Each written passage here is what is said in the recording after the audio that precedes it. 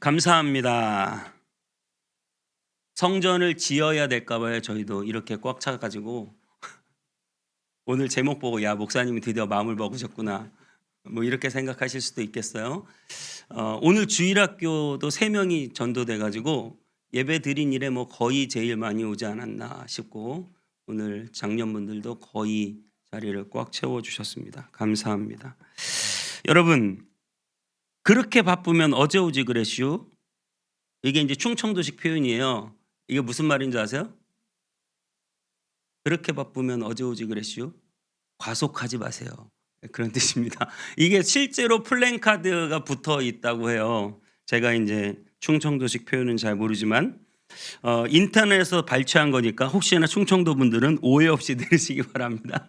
이런 표현이 있다고 그래요. 내비둬 애는 착혀. 이게 무슨 뜻인지 아세요? 내비둬 애는 착혀. 이게 무슨 뜻이냐면 참 쓸모없는 놈이다 그 뜻이에요. 착하기만 하다. 이걸 굳이 돌려서 얘기를 하는 거예요. 내비둬 애는 착혀. 네, 해피투게더에 옛날에 이영자 씨가 나와가지고 엄청 한 웃긴 그 유명한 개그가 있어요. 수박을 파는데 얼마에 파는지 말을 안 해요. 충청도에서는 이게 얼마인지 알아야 이게 싼지 산지 구분하고 살 거 아니에요. 그래가지고 이게 얼마예요? 물어보면 그런데요. 사는 놈이 알지 파는 놈이 알것이요? 이런데요. 그러면 5,000원에 가져갈까? 그랬더니 내비둬요 돼지나 주게 이런데요. 그러면 어떻게 10,000원에 가져갈까요? 내가 이놈의 농사를 때려쳐야지 비료값도 안 나오겠네 이런데요. 말을 안 해요. 말을 얼마인지. 그러다가 그럼 20,000원에 가져갈까요? 그러면 그때서야 뭐 굳이 가져가고 싶으면 가져가시든지요. 그런데요. 20,000원이라는 소리죠. 20,000원이라는 말을 안 하는 거예요. 이게 돌려서 말하는데 뭔가 이 속뜻이 있다 그런 의미인 것 같습니다. 여러분 오늘 하나님은 성전을 지은 솔로몬에게 하나님이 말씀을 주시는데 뭔가 속뜻이 있어요. 오늘 그 속뜻을 한번 찾아보자고요. 하나님이 이 성전을 바라보시면서 마음에 어떤 마음을 가지고 있는지를 한번 살펴보려고 합니다. 오늘 1절에는 이렇게 말합니다. 이스라엘 자손이 애굽 땅에서 나온 지 480년이요. 솔로몬이 왕이 된 지 4년. 그러니까 480년 구구한 역사를 설명하고 강조하는 이유가 있어요. 무엇일까요? 480년 동안 아무도 짓지 못했던 성전을 누가 세웠다? 솔로몬이 세웠다. 거기에 바로 아버지 위대한 왕 다윗도 못 지은 성전을 솔로몬이 드디어 세웠다. 그런 의미입니다. 솔로몬의 마음에는 어떤 마음이 있을까요? 나라는 태평성대를 이루고 있어요. 주변의 모든 나라들을 다 제압해가지고 다 조공을 바치고 있어요. 너도나도 우리 왕 솔로몬은 지혜가 넘치고 훌륭한 왕이라고 칭송하는 소리가 하늘을 찌르고 있어요. 거기다가 신앙적으로도 누구도 해내지 못한 성전 건축을 하고 있습니다. 얼마나 그 마음이 하늘로 올라갔을지 짐작이 돼요. 그러면 여러분 480년 전에 이스라엘 백성들이 출애굽하고 하나님은 모세에게 말씀을 주시는데 제가 그 480년 전의 말씀을 출애굽기 15장 13절하고 17절에서 한번 찾아보겠습니다. 그들이 막 이제 홍해를 건넜어요. 너무 기쁜 거예요. 그때 이렇게 말합니다. 주의 인자하심으로 주께서 구속하신 백성을 인도하시되 주의 힘으로 주의 거룩한 처소에 들어가게 하시나이다. 주의 거룩한 처소에 들어가게 한다. 그러면서 17절에 주께서 백성을 인도하사 그들을 주의 기업의 산에 심으시리이다. 여호와여 이는 주의 처소로 삼으시려고 예비하신 것이라. 그들을 기업의 산에 심는데 그들을 주의 처소로 예비했다. 이것이 주의 세우신 성소로소이다. 오늘 이스라엘 백성들을 주님의 처소로 예비했고 이것이 바로 주의 손으로 세우신 성소입니다. 이렇게 말하고 있어요. 이스라엘 백성들은 광야를 지날 때 진을 갖추어서 광야를 행진했어요. 약 200만 이상이 광야를 행진하니까요. 진을 딱 맞춰서 지파별로 위치가 있어요. 쫙 지파별로 이렇게 네모나게 해가지고 둥그렇게 해서 아주 오와 열을 맞춰가지고 쫙 행진을 합니다. 그런데 그 가장 중앙에 무엇이 있는 줄 아세요? 그 가장 중앙에 성소가 있어요. 성막. 하나님의 임재가 있는 성막. 이스라엘 백성들의 광야를 지나는 그 중심에 성막이 있다는 것은 무엇입니까? 하나님은 백성들 중심에 있기를 원하신다는 사실입니다. 여러분, 우리의 중심에 예수님이 있어야 돼요. 우리 중심에 예수님을 모시면 내 마음이 성전이 되는 것이죠. 고린도전서 16장 19절에 이렇게 말합니다. 너희 몸은 너희가 하나님으로부터 받은 바 너희 가운데 계신 성령의 전인 줄 알지 못하느냐? 너희는 자신의 것이 아니라. 너희의 몸이 뭐라고요? 하나님으로부터 받은 바 성전이다. 성령이 거하시는 전이다. 여러분, 성전은 여러분 자신입니다. 성전은 나예요. 성전은 건물이 아니에요. 성전은 하나님이 거하시는 것은 건물에 거하시는 게 아니라 하나님은 인격 속에, 내 속에 거하시는 거예요. 종교적인 열심으로 성전을 짓고 싶어 하는 사람들, 특별히 다윗이 성전을 짓겠다고 한 적이 있습니다. 사무엘하 7장 이렇게 말합니다. 7장 1절부터 3절에 여호와께서 주위의 모든 원수를 무찌르사 왕으로 궁에 평안히 살게 하신 때에 왕이 선지자 나단에게 이르되 볼지어다 나는 백향목 궁에 살거늘 하나님의 궤는 휘장 가운데 있도다. 지금 다윗 생각에 자기는 왕이 돼가지고 아주 의리의리한 다윗 성전을 짓고 다윗 성전이 있고 그 이후에 솔로몬이 궁전을 또 짓죠. 궁전이 다윗이 지었다가 솔로몬이 또 지어요. 일단 다윗이 궁을 지었어요. 의리의리한 백향목 궁전에 다윗은 사는데 하나님의 성전은 여전히 천막 속에, 텐트 속에, 그 성막이 텐트거든요. 가죽으로 되어 있는 텐트예요. 그 텐트 속에, 천막 속에 있으니 마음이 안 좋다는 거예요. 그래서 내가 성전을 짓겠다는 기특한 생각을 해요. 사람은 늘 뭔가 내가 하나님을 잘 믿는다고 할 때 기특한 생각을 해요. 그런데 그 생각이 진짜 하나님이 원하시는 생각이냐 아니냐는 잘 구분해야 돼요. 왜냐하면 사울이라는 왕이요, 기특한 생각을 한 적이 있어요. 아말렉을 다 진멸하라 이렇게 말씀하셨어요. 아말렉을 진멸하라는 것은 아말렉 백성, 아말렉의 동물까지 다 죽이라고 말씀하신 거예요. 그들은 끔찍한 우상을 숭배했기 때문에.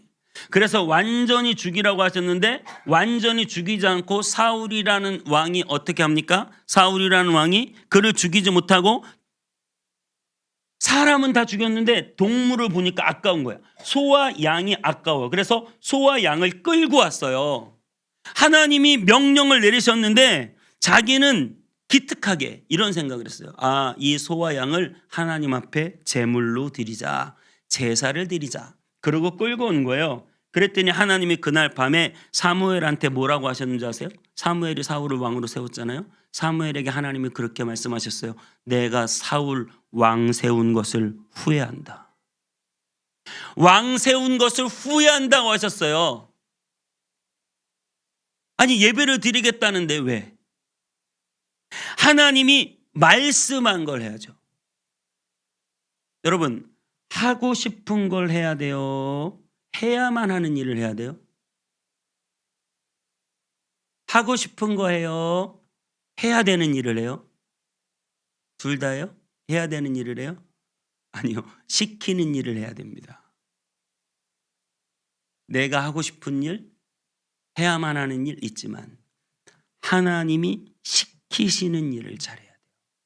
우리는 시키는 일 하고 사는 사람들이에요. 저와 여러분들이 하나님이 그렇게 명령하셨으면 그 명령을 따라서 시키는 시키는 일을 하면서 사는 사람들이라는 사실을 기억하셔야 돼요. 사울은 하나님 앞에 제사 지내겠다고 소와 양을 끌고 왔어요. 그런데 하나님이 그것을 별로 기뻐하지 않으셨죠. 여러분, 다윗이 성전을 짓겠습니다. 그럼 하나님 우와 잘했다 이렇게 박수 치셨을까요? 그 아래 5절부터는 이렇게 말해요. 가서 내 종 다윗에게 말하기를, 나단에게 시키는 거예요. 여호와께서 이와 같이 말씀하시되 내가 나를 위하여 내가 살 집을 건축하겠느냐? 나를 위해 내 집을 건축한다고? 그러면서 6절에 내가 이스라엘 자손을 애굽 땅에서 인도하여 내던 날부터 오늘까지 집에 살지 아니하고 장막과 성막 안에 다녔나니, 나는 여지껏 장막과 성막 안에 다녔다 이렇게 말씀하세요. 그러면서 사무엘하 7장 7절에 이스라엘 자손과 더불어 다니는 모든 곳에서 내가 내 백성 이스라엘을 먹이라고 명령한 이스라엘 어느 지파들 가운데 하나에게 내가 말하기를 너희가 어찌하여 나를 위하여 백향목집을 건축하지 아니하였느냐고 말하였느냐? 이스라엘 백성들이 많이 있잖아요. 그 사람 중에 누구 하나라도 내가 붙들고 야, 너 왜 내 집 안 지어? 왜 내 집을 건축하지 않니? 이렇게 말한 적 있느냐? 다윗에게 이렇게 말씀하시는 거예요. 야, 참 기특하다. 그래, 한번 지을 수 있으면 지어라. 이렇게 말하시는 것이 아니라 내가 언제 집 지어달라고 했니? 내가 너희들 중에 누구라도 하나 붙잡고 내 집을 왜 안 짓느냐고 말한 적 있니? 왜요? 하나님은 그 장소에 머무르는 분이 아니기 때문에 성전을 짓는 것보다 더 중요한 것은 여러분의 마음의 성전을 회복하는 것입니다. 내 마음에 하나님을 진정으로 예배하며 주님이 주신 은혜로 회복되며 주님이 주신 기쁨으로 넘쳐 살아가야 하는 것입니다. 마태복음 13장 44절에 천국에 대해서 이렇게 말합니다. 천국은 마치 밭에 감추인 보화와 같으니 사람이 이를 발견한 후 숨겨두고 기뻐하며 돌아가서 자기 소유를 다 팔아 그 밭을 사느니라. 밭에 보화를 발견했는데 그 보화를 위해서 밭을, 자기 재산 다 팔아가지고 이 밭을 샀단 말이에요. 밭을 살라고 열심히 수고했어요. 근데 여러분, 그게 손해예요? 그게 수고예요? 밭이 중요해요? 보화가 중요해요?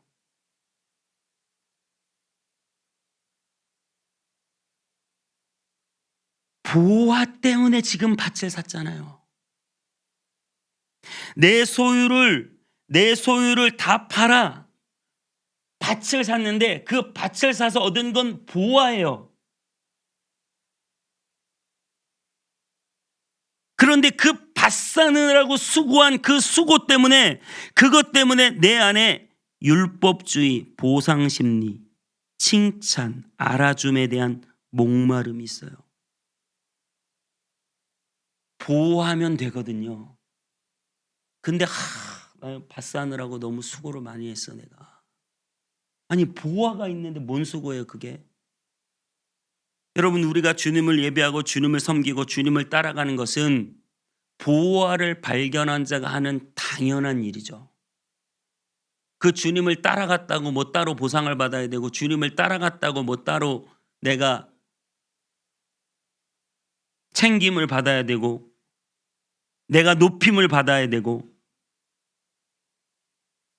성전을 으리으리하게 짓고 봐라 480년 동안 아무도 짓지 못한 성전, 우리 아버지 다윗도 못 지은 성전 내가 지었다. 그 자기 자신을 내세우고 싶은 그 율법주의적인 열심, 하나님하고 뭔가 핀트가 맞지 않는 자기 스스로의, 정말 하나님께서 원하시는 것은 멋진 집을 지어주는 것이 아니라 하나님의 관심은 우리가 무엇을 얼마나 하나님께 해드리냐가 아니라 하나님의 관심은 뭐예요?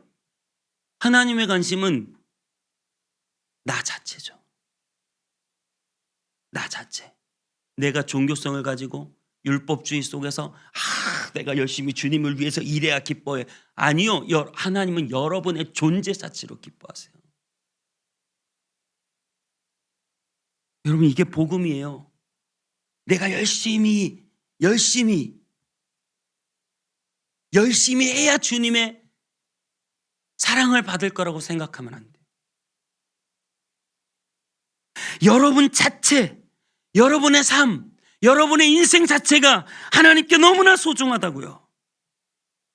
이번에 해병대 한 상병이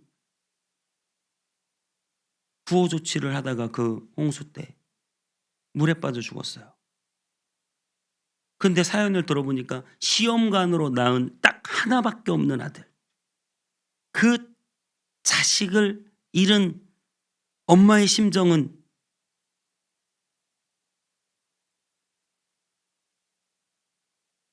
앞으로의 남은 인생은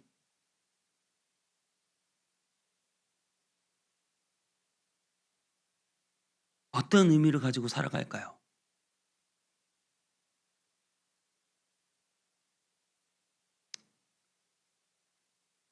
아들은 엄마에게 전부예요. 물론 딸도 전부입니다. 자식은 부모에게 전부예요. 하나님은 여러분이 전부예요. 하나님은 여러분이 뭘 잘해야 기쁜 분이 아니고, 하나님은 그저 여러분이 마음문을 열고 하나님을 마음속에 모셔드려서 하나님하고 함께 교제하고 기뻐하고 동행하고 얘기하고 기도하고 찬양하고, 내가 꼭 성전을 크게 우뚝 지어서 우쭐해지는 것이 하나님을 기쁘시게 하는 것이 아니라, 내 마음을 열고 내 마음속에 하나님을 모셔드리면, 하나님은 여러분 자체가 너무 소중한데 어디 갔다 왔냐 내 아들아, 어디 갔다 왔냐 내 딸아, 나는 너를 기다렸다, 나는 너밖에 없다, 나는 네가 없으면 아무런 인생에 내 삶의 의미가 없다.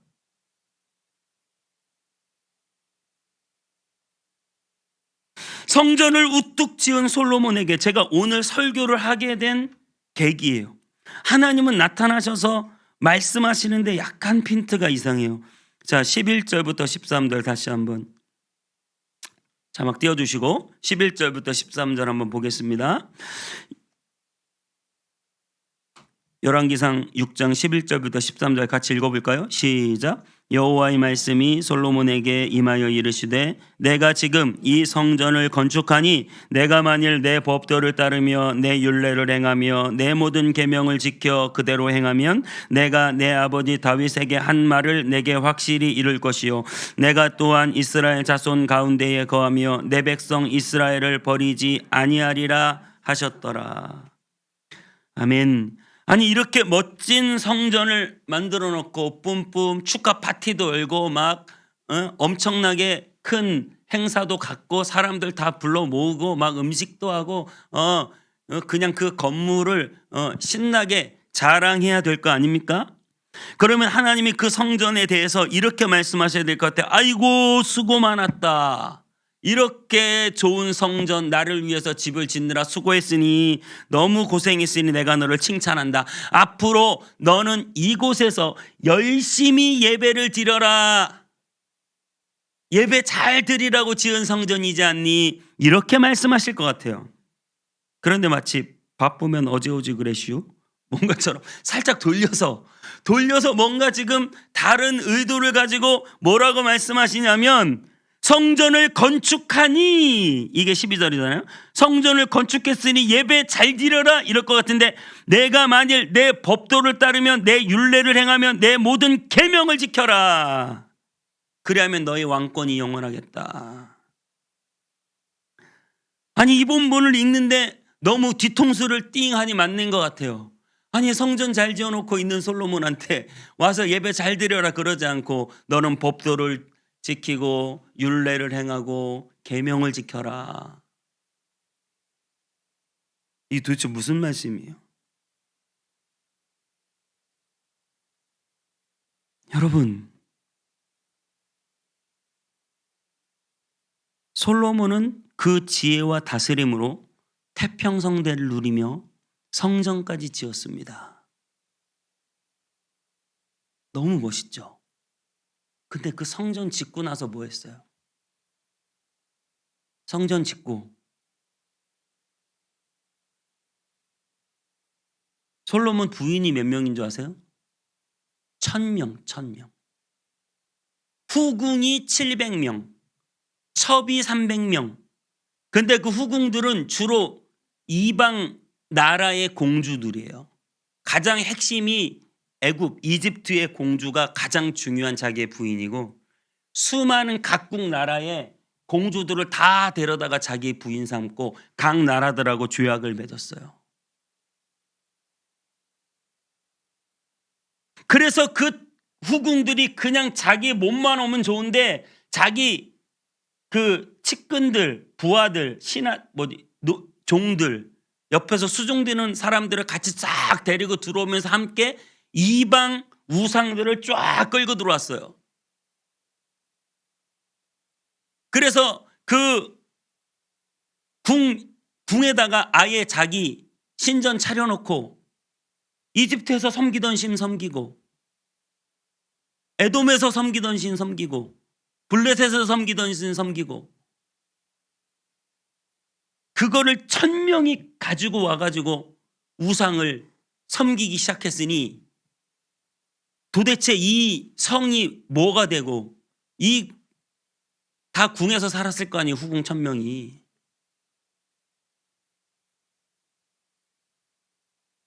나중에 그 성전에까지 우상들이 다 들어오잖아요. 도대체 성전을 왜 지은 거예요?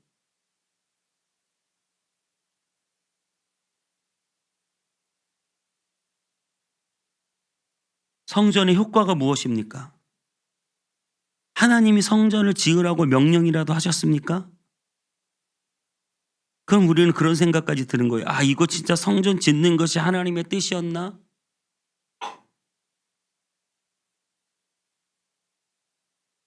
우리 자신을 돌아보죠.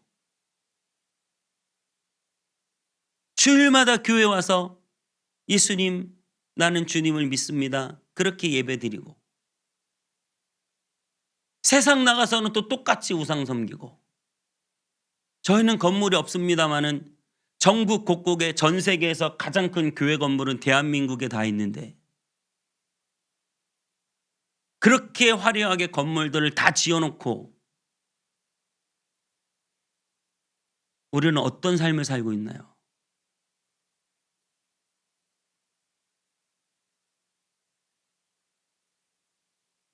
하나님께서 정말 원하시는 것은 화려한 성전이 아니라 하나님과 동행하고 하나님을 마음속에 모시고, 예수님이 이렇게 말씀하셨죠. 말씀이 육신이 되어 우리 가운데 거하신다. 말씀 대신 예수님을 내 마음에 모시고 말씀대로 살아가는 삶.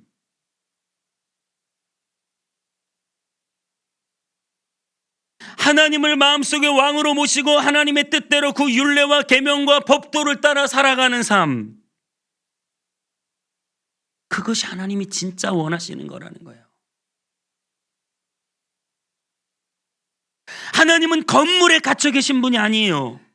내 마음속에 하나님은 내 속에 계시기를 기뻐하는 분이고, 내 마음을 성전 삼고 내 속에 들어와 나와 함께 먹고 마시며 나와 함께 교제하는 것을 가장 기쁘게 생각하시는 분이에요. 화려한 건물을 짓고 내 종교적인 열심으로 내가 뭔가 열심히 하고 뭔가 드리고 바치고 크게 지어야 하나님이 기뻐하시는 게 아니라 내 마음문을 열고 하나님을 모셔드리고 그 주님의 왕되심을 인정하고 주님의 인도하심과 그 뜻을 따라 우리의 삶을 주님의 뜻대로 말씀대로 그렇게 살기를 원하시는 분이에요. 종교적인 허영으로 아무리 높은 걸 쌓고 아무리 뭔가 대단한 걸 드려도 마음속에 주님을 온전히 모시지 않고 말씀으로 자기의 삶을 변화시키지 않으면 허무합니다. 채워지지 않아요. 그래서 솔로몬이 죽을 때 그렇게 말했어요. 헛되고 헛되고 헛되니 헛되고 헛되고 헛되도다.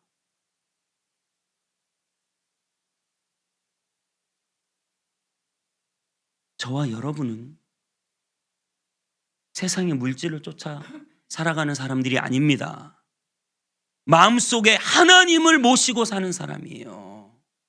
그분이 내 삶의 의미가 되고 그분이 내 삶의 진정한 사랑이 될 때 우리 인생은 참된 의미를 찾을 수 있고 우리 인생은 가장 진실한 사랑 안에 충만한 기쁨을 누릴 수 있고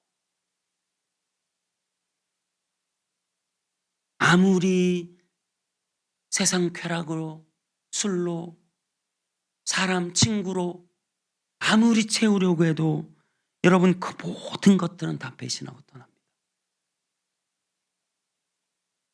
솔로몬이 그렇게 애지중지 여겼던 애굽이 솔로몬이 죽으면 어떻게 되는 줄 아세요? 애굽이 들어와 가지고 솔로몬 궁에 있는 모든 금을 싹 쓸어가 버려요. 자기가 그렇게 애지중지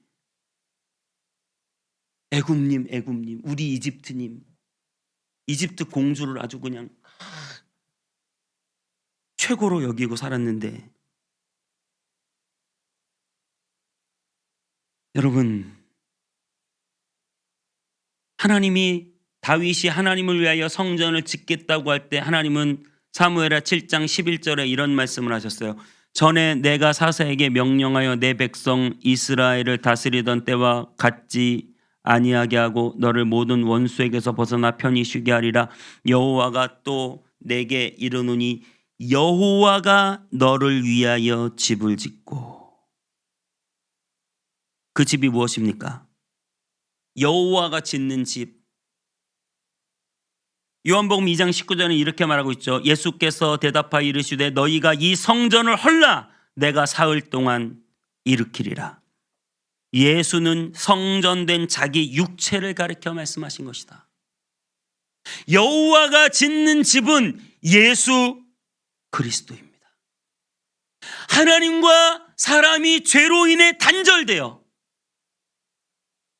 너무나 사람은 하나님과 단절되고 아무런 삶의 의미 없이 그저 땅만 바라보고 매일 공허하고 매일 고난이고 매일 힘들고 매일 어렵게 미래적 소망도 없이 살아가는 그 사람에게 예수님이 이렇게 말씀하시죠. 마태복음 11장 28절에 수고하고 무거운 짐진 자들아 다 내게로 오라 내가 너희를 쉬게 하리라.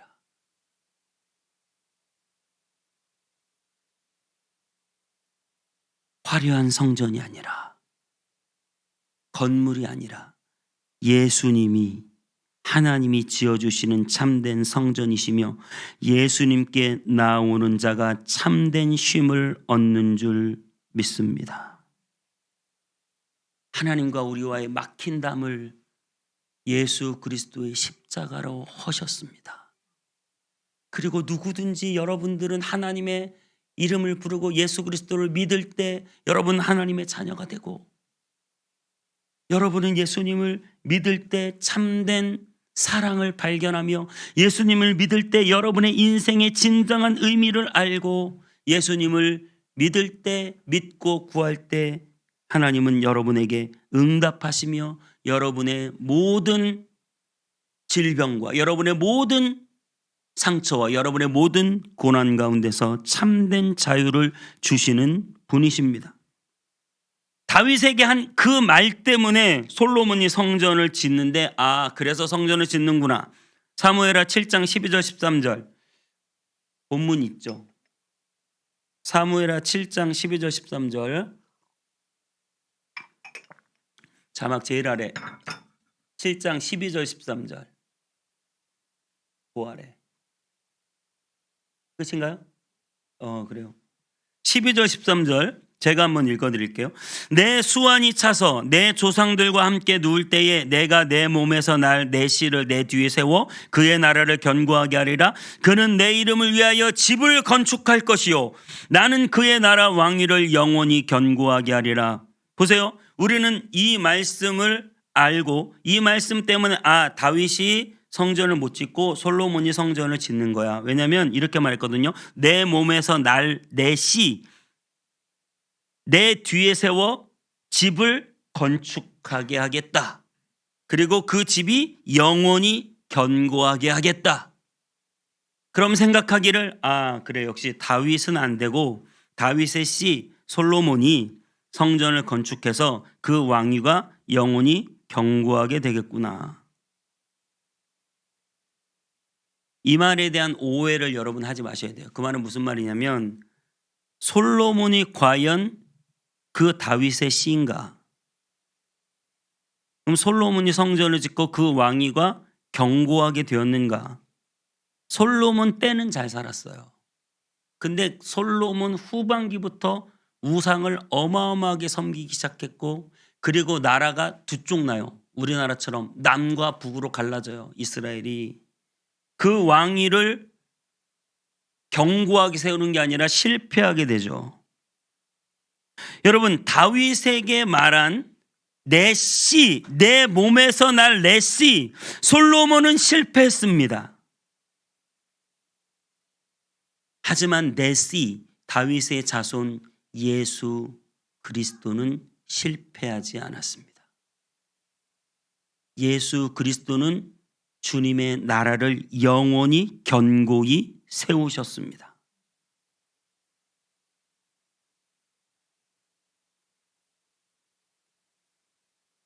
그래서 여러분 우리는 예수 그리스도를 성전 삼고 주님을 내 마음에 모셔드리고 나를 성전 삼고 하나님을 예배하는 삶을 살아야 합니다.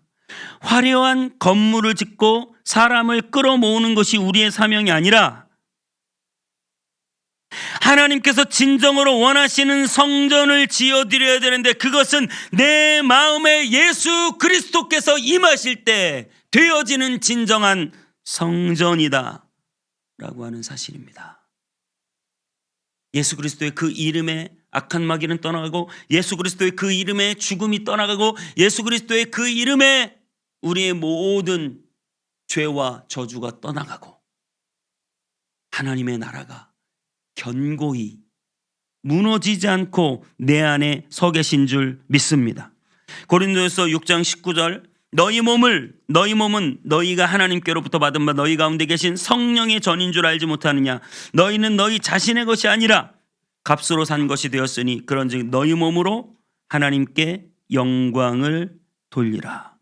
여러분 속에 하나님이 거하시고 그래서 여러분이 성전이 되어서 진정한 삶의 기쁨과 만족과 희망과 사랑과 은혜를 회복할 수 있게 되기를 주님의 이름으로 축복합니다. 그래서 더 이상 나는 내가 사는 것 아니고 내 속에 주님이 사셔서 주님의 핏값으로 나를 사셨기 때문에 이제부터는 내가 내 몸으로 하나님께 영광을 돌리는 삶을 살게 되는 것입니다. 내 마음을 성전 삼고 내 마음속에 들어와 계신 그분이 주신 이 충만한 기쁨과 만족과 그 열정과 그 은혜 때문에 우리는 우리의 삶을 주님께 드리는 것이 당연하게 되는 것이에요.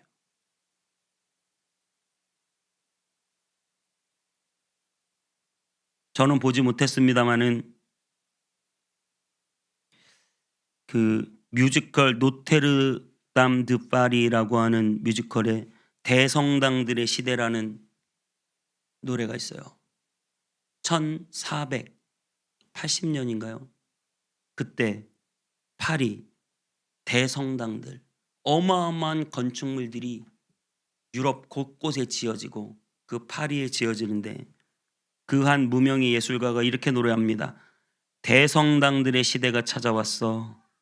이 세상은 새로운 천년을 맞지. 하늘 끝에 닿고 싶은 인간은 유리와 돌 위에 그들의 역사를 쓰지. 대성당들의 시대가 무너지네.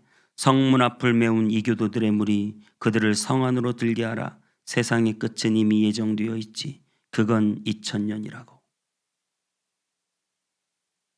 어마어마한 건물을 지었던 유럽의 교회들이 결국은 어떻게 됩니까? 종교개혁을 당해요. 종교개혁. 종교개혁 하는 그 사람들은 성전도 없고 건물도 없지만 그들은 하나님의 말씀을 붙들고 그 하나님의 오직 말씀, 오직 은혜, 오직 믿음, 그 진리를 붙들고 날마다 살아갔습니다. 여러분, 눈에 보이는 건물이 아니라 예수님을 여러분의 마음속에 모시고 여러분이 성전 되시기를 축복합니다. 그리고 오직 말씀으로, 오직 은혜로, 오직 믿음으로 주님과 동행하시며 내 안에 계신 그 주님의 은혜에 감사하고 감격해서 우리의 모든 것을 주님께 당연히 드리는 삶을 다 살게 되시기를 주님의 이름으로 축복합니다.